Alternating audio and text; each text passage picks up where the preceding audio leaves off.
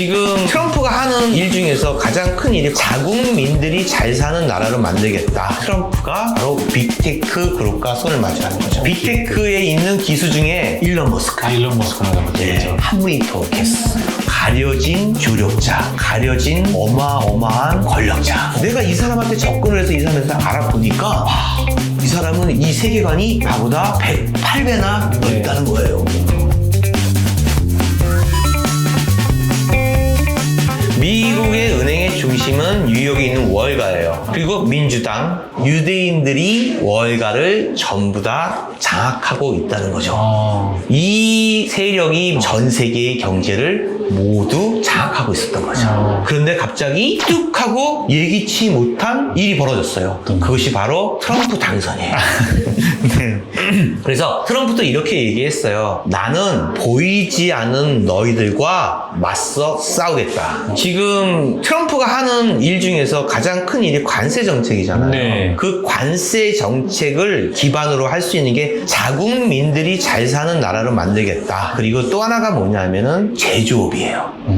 제조업을 활성화시키겠다는 거죠. 네. 자동차 만드는 거, 제철, 제강 이런 모든 것들에 제조할 수 있는 이 기반을 다지겠다는 거예요. 네. 그 뜻은 뭐냐면은 회귀하겠다는 거죠. 네. 그 전에 강국이 되었을 때의 미국을 상징하는 산업을 재건하겠다. 그러면 노동자들, 특히 중부에 있는 농사를 짓는 분들, 총기를 사용하고 싶은 사람들, 이런 사람들이 트럼프를 많이 지지하고 있고요. 싫어하는 사람들은 있는 사람들, 그리고 또 금융 세력들. 이 금융 세력에 반대되는 세력이 나타나기 시작했어요. 트럼프가 바로 그 세력과 손을 잡게 됩니다.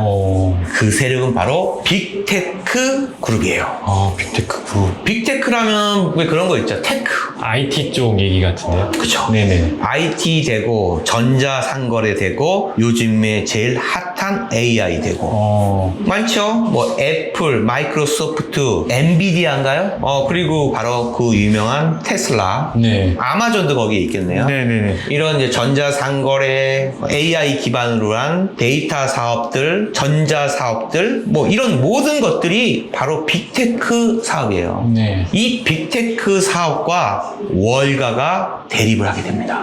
거기에 지금의 수장인 트럼프가 바로 빅테크 그룹과 손을 마주하는 거죠. 그러면 이 금융 세력들은요, 지금 위기입니다. 그런데 더 큰 위기는 뭐냐면은 바로 이번에 네. 미국 뉴욕 시장 선거에 민주당의 후보로 당선된 사람이요, 노동자를 대변하고 진보 세력이 강한 사람이 당선이 됐어요. 이건 완전히 획기적인 거죠. 그래서 지금의 흐름은 뭐냐면은 월가가 원하는 세력이 규합이 되지 않는다는 거예요. 네. 자, 저번에 제가 얘기했던 이거는 과장돼서 얘기하는 거, 이건 제 생각이에요. 네. 기득권 세력이 얼마나 무섭냐면요. 네. 저번에도 한번 얘기를 했나 모르겠어요. 만약에 예를 들어서 물로 가는 자동차 한번 얘기한 적 있죠. 물로 가는 자동차. 예, 기름을 넣지 않고 네. 물만 넣어도 자동차가 가는 거예요. 근데 이걸 발명을 했어요. 네. 발명을 해서 대상도 받고 사람들이 관심이 많은데 시판이 안 돼요. 이거를 갖다가 얼마나 대단한 거예요. 네, 대박인 기름 안 거죠. 쓰고 물 그쵸, 쓰는데. 대박인 거죠. 근데 아무도 날 도와주는 사람이 없어요. 이게 무슨 개떡 같은 일이야. 그게 기득권의 힘이에요. 이 석유 자본을 갖고 있는 이 자본 세력들은요, 네. 이 석유를 즉시 사고 즉시 팔고가 아니라 저장해 놓은 것만 해도 어마어마하다는 거예요. 네. 이 사람들의 기존에 있는 정치권과 경제 이쪽에 돈을 어마어마하게 썼다는 거죠.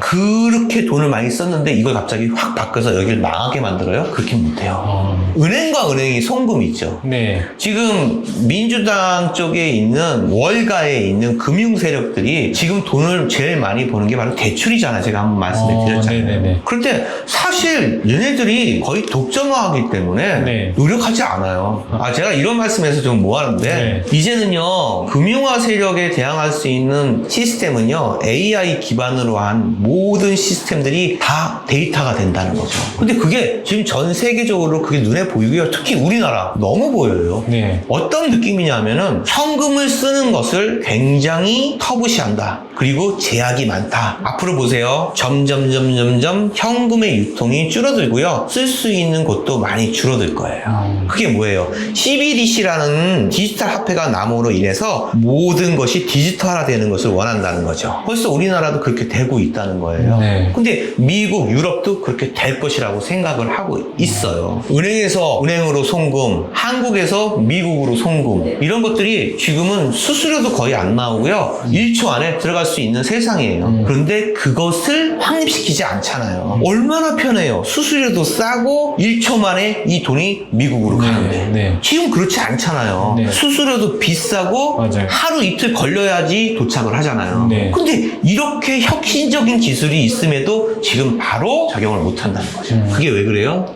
기득권 기득권이에요. 이 기득권은 어마어마한 세력으로 되어 있죠. 그걸 무시 못하는 거죠. 사실 유대인들 무시 못하잖아요. 심지어는 이스라엘 총리가 미국에 허락 없이 막 포도 쏘고 나서 연락하고 막 그러잖아요. 네. 파워죠. 네. 그게 바로 기득권의 세력이에요. 네. 이 기득권의 세력에 약간 똘끼가 있는 트럼프가 틱 하고 나왔으니 그쪽에서는 얼마나 못마땅하겠어요. 이걸 막으려고 얼마나 노력했어요. 네. 약간의 치매기가 있는 대통령 바이든은 도저히 안 되겠으니까 갑자기 교체를 해서라도 이기려고 노력을 했지만 그게 숲으로 돌아간 거죠. 네. 여기에 트럼프가 손을 잡은 빅테크 그룹에 정말 보이지 않는 손이 있었다는 거예요. 제가 왜 이렇게 계속 얘기를 하냐면은 이런 시대에 접함으로써 다음 세대에서는요 모든 걸 추적할 수 있어요. 이 사람의 혈액형, 성향, 아침에 뭐 하는 거고 뭘 먹는지, 아침에 출근은 어떻게 하면 몇 분이 걸리는지, 주로 만나는 사람이 누구인지, 이 사람의 통장에 무엇이 있고, 이 사람은 백신을 맞았는지 안 맞았는지, 이 사람이 접촉하는 사람이 진보적인 성향이 사람을 만나는지, 이 모든 데이터들이 한 곳에서 다 나타날 수가 있는 거죠. 무서운데요?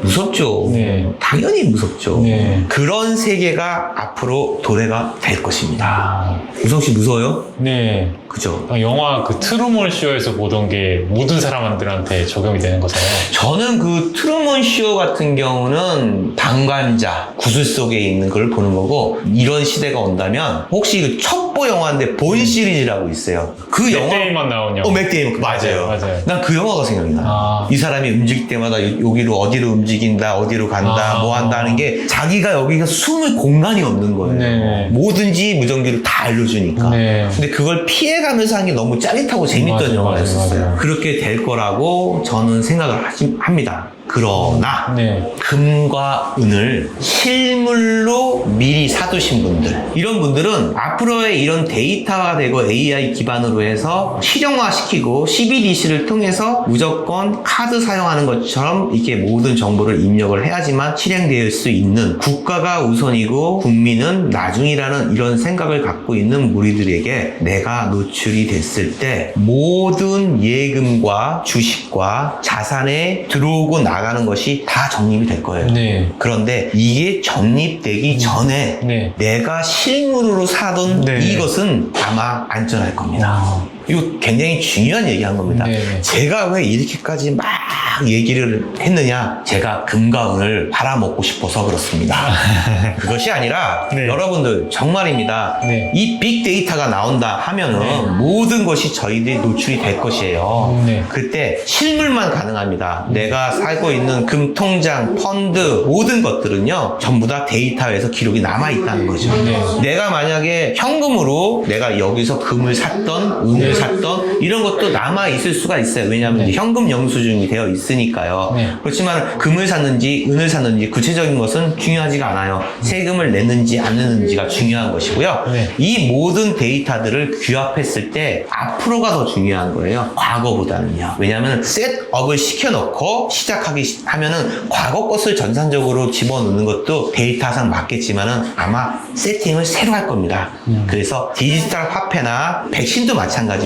네. 이런 모든 것들을 셋업을 해놓고 시작을 할 거라는 거죠. 네. 그러니까 이런 것을 펀드나 가상, 그러니까 숫자로 가지고 있는 것보다는 실물로 내가 보관하고 있는 것이 맞고요. 이 실물을 나중에 뭐 그런 거 있잖아요. 뭐 빚도 뭐 탕감을 해준다. 뭐 이런 것도 있고, 이제까지 있었던 것은 뭐 그냥 국가에서 하고 이제부터는 그러시면 안 됩니다라는 네. 개념으로 갈 가능성이 높거든요. 자진으로 신고해서 재산을 신고하시면 저희가 그 정권은 없던 걸로 해주겠습니다라고 나올 수도 있고요. 아니면 끝까지 갖고 있다가 이럴 수도 있죠. 금과 은을 개인이 소지하고 계신 것들은 나중에 팔 때 불이익을 받을 수 있으며 그거에 대해서 출처를 제공하지 않으면 거래를 할 수 없습니다. 이게 나올 수 있어요. 네. 네, 나올 수 있습니다.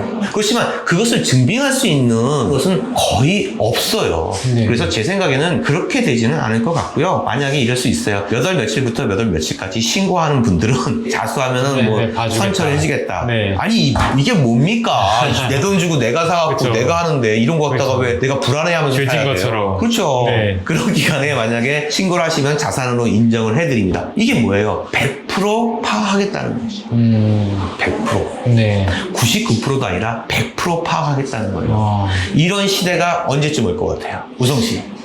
지금 막 CBDC 뭐 이런 거 다 스테이블 코인 다 하고 있잖아요. 한 30년 정도쯤에는 그런 걸 국가에서 하고 싶어 할 것 같아요. 확실하게.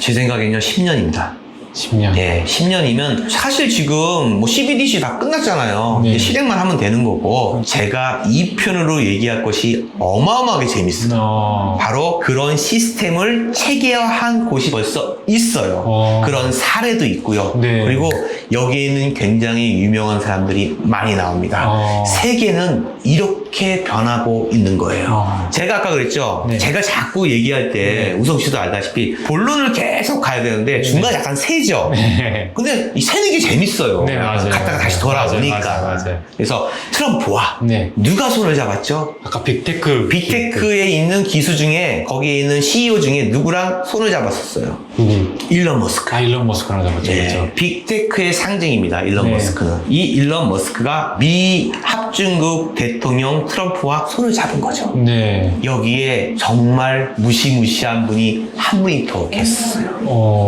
저도 사실 이거 솔직히 우성 씨 때문에 내가 알았어요. 그래요? 네, 정말요. 네네. 네, 원래 이분을 내가 잘 몰랐는데 네네. 그때 한번 지나가면서 누군가 있다고 얘기를 해서 네네. 나중에 한번 봐야지라고 했는데 이번에 보고 나서 저는 깜짝 놀랐어요. 그래요? 가려진 조력자, 가려진 어마어마한 권력자. 일론 머스크, 트럼프 네. 다 나왔잖아요. 네. 빅테크의 상징. 근데 이 빅테크의 상징인 보이지 않는 곳에 있던 사람의 이름이 바로 피터 틸이라는 사람이에요. 이 사람에 대해서 가까이 가면 갈수록 네. 너무 신비스러워요. 정말 놀랐어요. 어떻게 내가 이 얘기를 해도 되나 모르겠는데 이 사람하고 나하고 나이가 똑같더라고요. 근데 네. 내가 이 사람한테 접근을 해서 이 사람에서 알아보니까 네. 이 사람은 세계를 움직이는 사람이고 저는 이 대한민국 종로에서 금은방을 하는 사람이고 그런 같은 나이인데 네. 같은 친구인데 네. 이 사람은 이 세계관이 나보다 108배나 넓다는 거예요. 그래서 제가 속으로 세상에 이런 생각을 갖고 있는 사람도 있고 실질적으로 그걸 행하는 사람이 있구나. 네. 우리가 아직 알려지지 않았지만 물론 알려졌긴 졌어요, 이 사람이요. 근데 우리나라 대부분이 일론 머스크보다는 피터 틸이라는 사람을 모른단 말이에요. 저도 몰랐으니까. 그렇지만 이 사람이 얼마나 대단한 사람인가를 제가 말씀을 드릴 거예요. 그리고 혹시 마피아라는 표현이 좀 안 좋은 표현이잖아요. 그쵸. 마피아가 원래 뭐 범죄 조직을 말할 때 쓰는 말이죠. 그죠. 네네. 근데 여기에 페이팔 마피아라는 그런 말이 있어요. 네네네. 그게 뭐냐면은 일론 머스크, 피터 틸 얘네들이 실리콘밸리라는 미국에서 육성하고 있는 미래 산업에 대한 이런 모임의 공동체가 있었는데 거기에 똑똑한 친구들이 서로 모여서 자기 주장을 얘기를 하기 시작하죠. 그래서 여기에 그 유명한 한 장의 사진이 나타나요. 여기에 13명이 한꺼번에 찍히거든요.